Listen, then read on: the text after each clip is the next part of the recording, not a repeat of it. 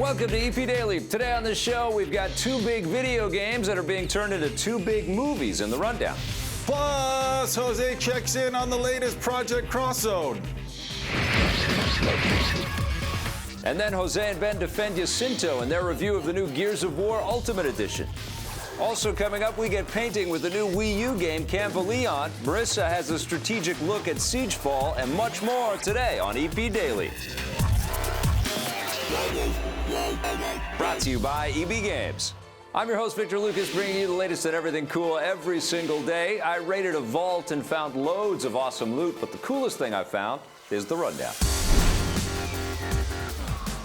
The lovable, annoying robot Claptrap is rolling all the way to movie theaters. Gearbox Software and Lionsgate have announced that they're joining forces to create a big screen movie based on the Borderlands video games. There's no word yet if the plot will borrow specifically from any of the games, but the film will have the same kind of irreverent humor and odd assortment of characters. Hopefully that means there will be plenty of Claptrap. The film is being produced by Avi Arad, who oversaw the Spider-Man movies and has produced several other game adaptations.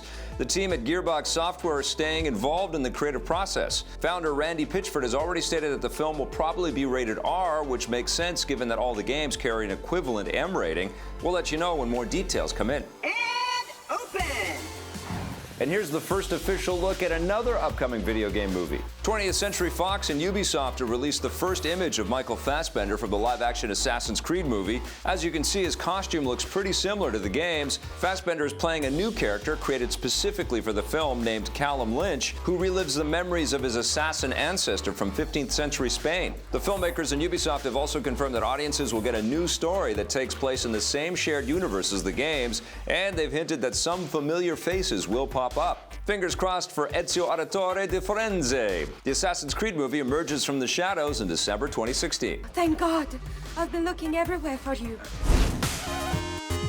It feels like we're always talking about video game movies. Here's my pal Marissa Roberto. Can video game movies actually come through and deliver? Because it's hard to not look at these things with a lot of suspicion, right? Yeah, I'm always, I feel like I'm really cynical when it comes to these things now. I don't know if it's because I'm hanging around Scott Jones too much or because we're seeing that happens. A lot of these movies. Yeah, he kind of rubs off on you a little bit, doesn't he? I don't know. I don't know how these things are going to play out. I love Michael Fassbender. Me too. I want everything he does to be amazing. And I want everything Assassins to be amazing. Have I been disappointed in the past of the video games? Yes. There's two things that I think are in the Assassin's Creed favor. First of all, Fassbender is a producer on the movie, so I don't think he wants to just make something and put his name all over it and it turn out to be junk. And the guy's got some clout now. And Ubisoft is really involved creatively. No, grazie. I'll meet you at the piazza. The Borderlands movie makes a lot of sense. Totally. Are you kidding me? We want to know more about these characters. We want to know more about their story and see more interaction that way, not just, running and gunning in a video game. We have more of a story here. That's the thing with Gearbox and their work on that game, and hopefully with Battleborn, is that they're so good at giving you a lot of detail, and you sort of, without being plot heavy, a la Assassin's Creed, where you have so much stuff coming at you, you just get little bits and drabs and little tiny, pieces of information about these characters, but you're drawn in because it's so charming and funny. And who doesn't want to spend more time with Claptrap? I know. Obviously, this is a big discussion point out there. Video game movies should work. Well, that's something that you've been talking about for a long time now. So, no, I'm happy that this is happening. I just hope that they're good and that they keep coming and that those movies will be good. Yes. We can't have bad movies. It will take one. Wait a minute. You're not dead. It felt like the superhero thing really lifted off when X-Men and Spider-Man it showed that if you stayed true to the roots, you could build something really incredible. Okay, so lifting off a comic book page, so lifting off a video game, I hope that they can do even better. Yeah, absolutely. All right, well, speaking of video games, we've got one for you. Here is the crossover RPG called Project Cross Zone 2.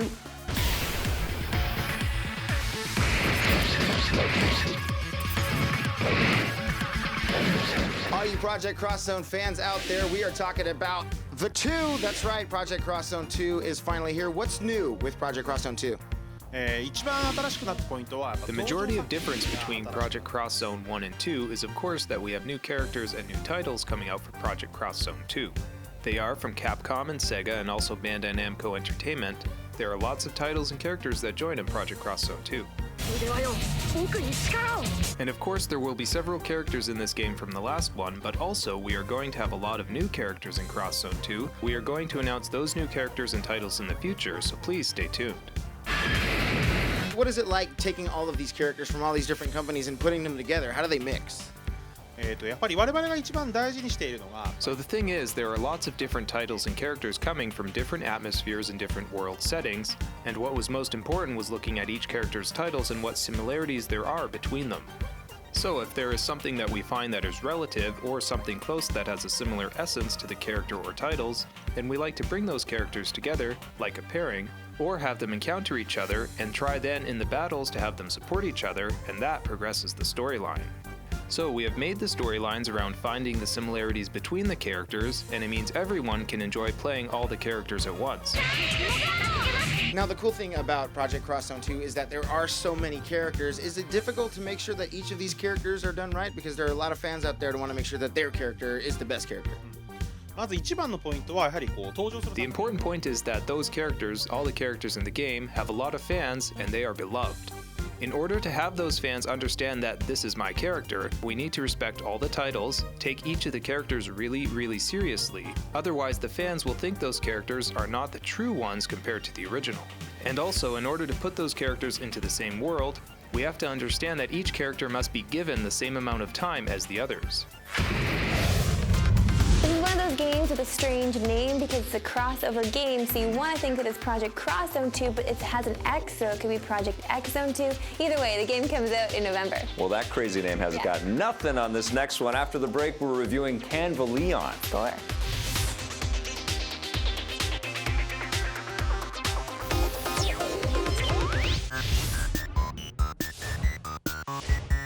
EP's mobile coverage is brought to you by Gameloft, makers of Asphalt 8 Airborne, which you can play on your Android or iOS device for free right now.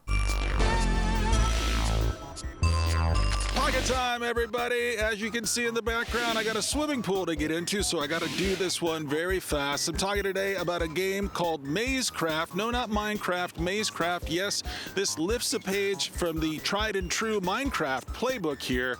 And basically what this is, it's a 2D map game that starts with a tutorial map that teaches you all the mechanics of the game, and then it turns you loose in all of these user-built, user-generated mazes that you have to find your way through. Now, some of the traps in the maze, you can make huge boulders fall out of the sky. You can make traps like from Indiana Jones where the boulders roll over people. Now, if those boulders roll over people, it will absolutely turn your guy into a pile of guts. Looks like something from Doom circa 1985. But, you know, what's here is a fairly useful, fairly robust, make-it-yourself map-building interface here. Now, it comes with a default Greek-themed map building assets, but if you want to spend a little money, and this is free to play, if you want to spend a little money, you can get lots of different kinds of assets to build your maps going forward. And that's where things get interesting. You see the different themed maps, and you want to play those maps, and you want to build on those maps as well. Now, one of the things I like about the game, you can actually name your map to draw players to play them, to challenge them. Then you can watch little films of them trying to go through the maps. That's very compelling. You want to make sure that you name your map something very adult, I would say, like use the word boob or something in the title of your map. That'll mean more people will end up playing your map. I think this is pretty cool. I picked it up for free, spent a few dollars on some of the themed unlockable packs to build my maps. And there's a lot of game here. I'm surprised by how much game there is here. I had fun playing it, struggled with the controls a little, but I had fun. I'm going to give Mazecraft for the iPhone a 7 out of 10. Great job in that pocket there, Jones, but guess what? You need a timeout. It is time for me and Victor Lucas to take over. Are you up for this? Because Vic is, he's hard to work with. Okay. He's tough. He's tough. You know, he's not that bad. Well, here's Vic and Marissa with Chameleon.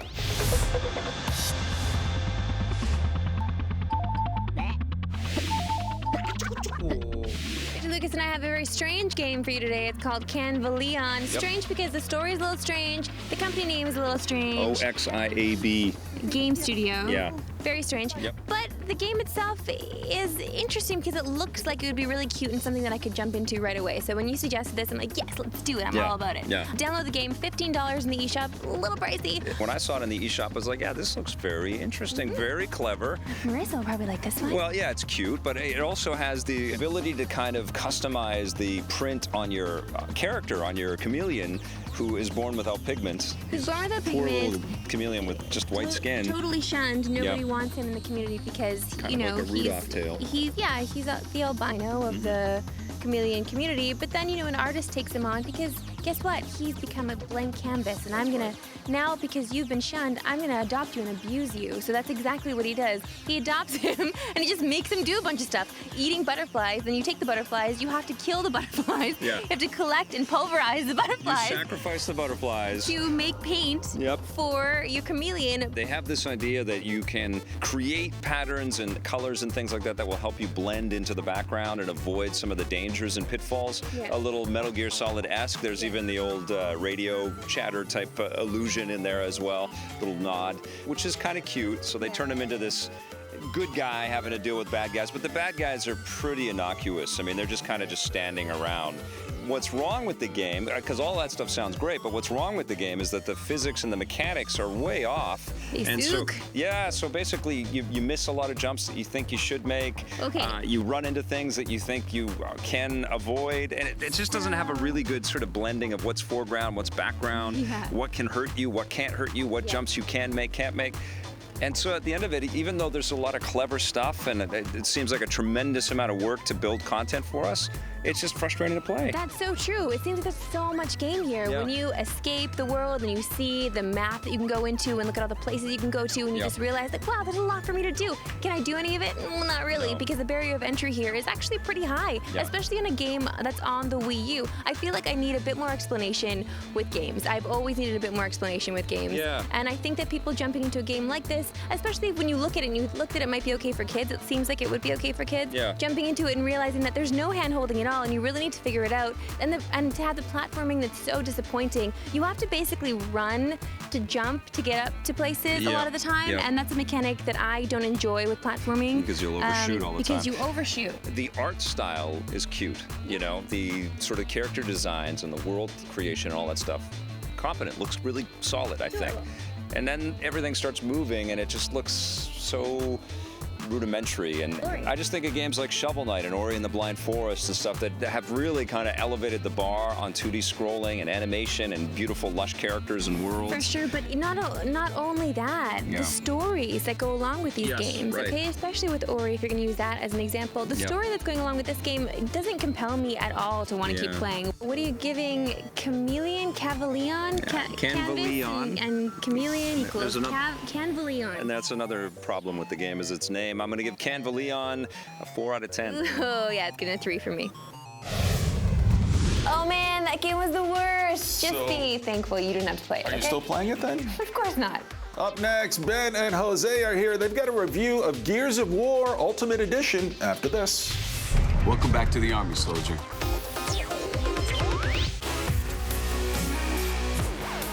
Welcome back to EP Daily. You know, the game makers at Gameloft are kind of like the elves in Santa's workshop. They're always making new games. The latest game is called Siegefall. Marissa's got a full report. Here she is. They try to build walls to keep us out, but we tear them down.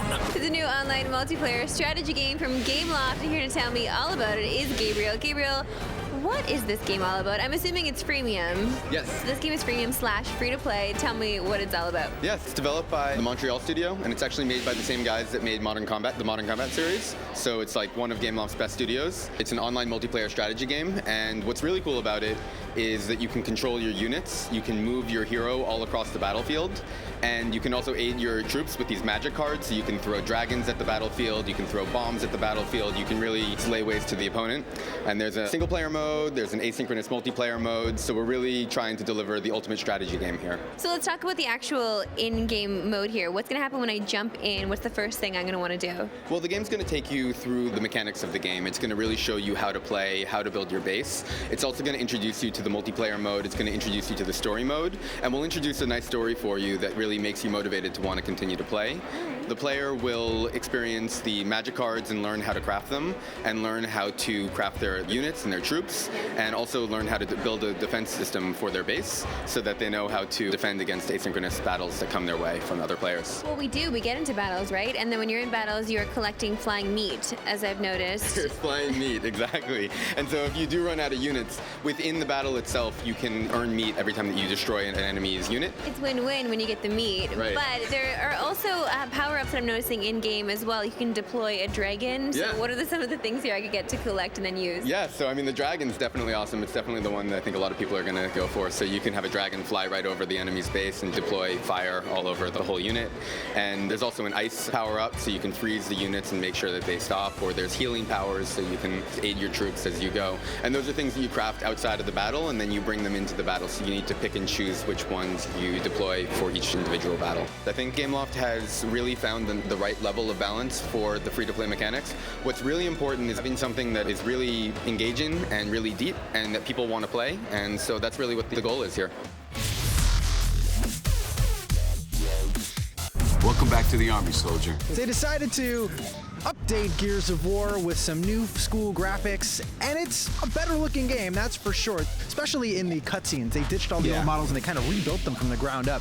And in the cutscenes in particular, it looks like a modern game. Yeah. During the actual gameplay, it looks somewhere in between a brand new modern game and a 2006 game, which is what Gears of War actually is. That's just it, right? I think that's the fine line.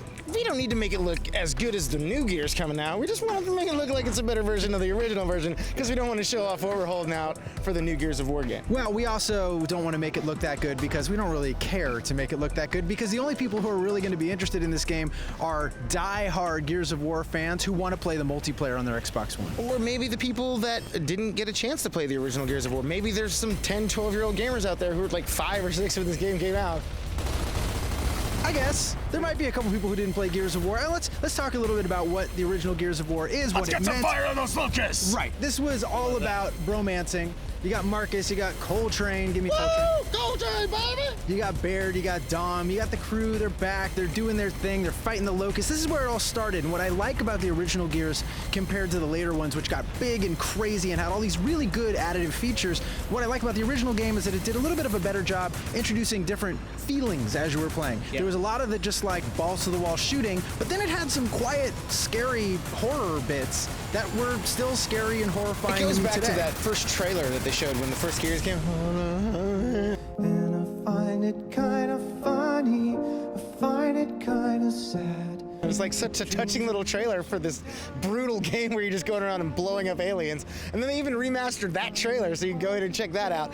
That essence of that trailer is one of my favorite video game trailers of all time. Yeah. But that captures what Gears of War is. There's all this craziness going on, but still there's this peaceful, sort of quiet time going on in the background that might not be too in the front of everything, but eventually you'll come across and get part of this story, and you're getting hooked on all these characters, who they are, why they are these giant personalities. Yeah. And these characters do have personality that does last throughout a few Gears of War games. I mean, sort of. I mean, they're all like testosterone-fueled maniacs who shoot things. That's how the future is, man. I think the third Gears of War game is where the emotion really starts coming into play. I remember we reviewed the third Gears of War, and we were like pretty sad at the end of that thing. There was a lot of intense things that happened. I don't want to give anything away, but a lot of people died. This game doesn't harness any of that because you're just meeting all the characters. So there are some deaths, but you don't really care because you don't really know those characters anyway. What really struck me, in addition to how good the game looks, and it does look a lot better, it's running at about 30 frames per second in the campaign. What I also really liked was that this was the first time we got to use that awesome cover system, which became just as ubiquitous a system as you're going to find in video games. And it still works. You can still run into cover and shoot guys. You know, the gameplay is still intact here. Just an older game with an older multiplayer. What really killed me with this is that it's called the Ultimate Edition. You cannot put out another one. This is the Ultimate Edition.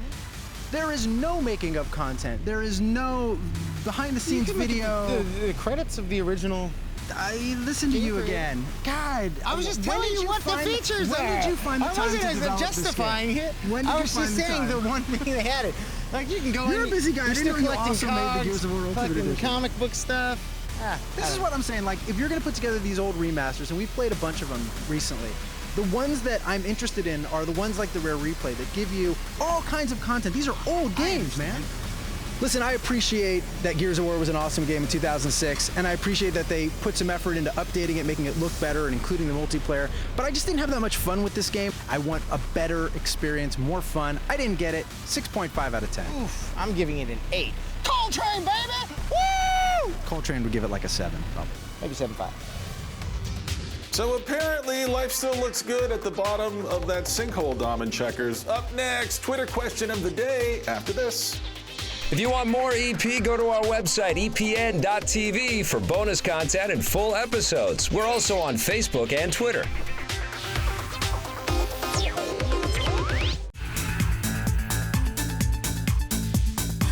Welcome back to the Electric Playground. It's time for our Twitter question of the day. This one is from Elliot J at EJ2423. Take it.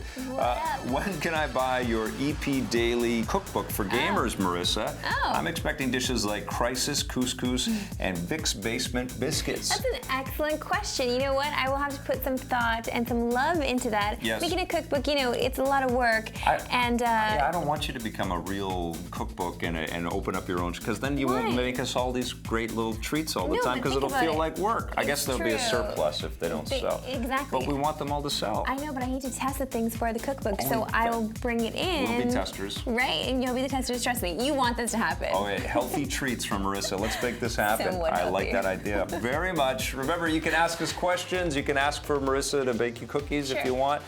You can also get caught up on full episodes at epn.tv. We've got more coming for you in the next episode of EP Daily, including a behind-the-scenes look at Transporter Refueled. Thanks for watching. Bye. EP would like to thank its sponsors, Nintendo, Xbox. I've always loved watching action movies, but the stuff that Alain Figlar's, the ideas he was coming up with, you know, fighting with a Dyson Hoover and beating up 3 guys and tying them up at the same time with a cable cord, it's like, he was a visionary.